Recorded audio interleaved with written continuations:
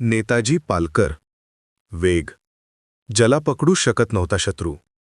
जिथे रस्ते संपतात तिथून त्याची धाव सुरू होते. अंधारलेली रात्र, सह्याद्रीचा थंड वारा, घोड्यांच्या टापांचा आवाज नाही, फक्त वेगाची कुजबूज. हा कोण साधा योद्धा नाही, हा आहे नेताजी पालकर. शत्रू नकाशा पाहतो आणि हा डोंगर वाचतो.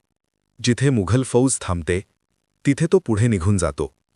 क्षणात हल्ला, धूर, गोंधळ, आरडाओरड, आणि पुढच्या क्षणी रिकामी वाट आणि प्रश्नचिन्ह.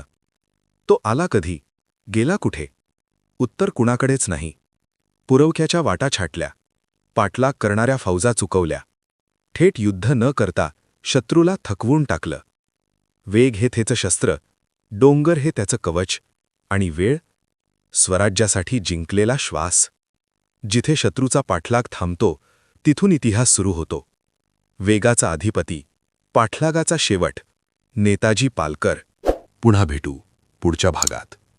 जय शिवराय.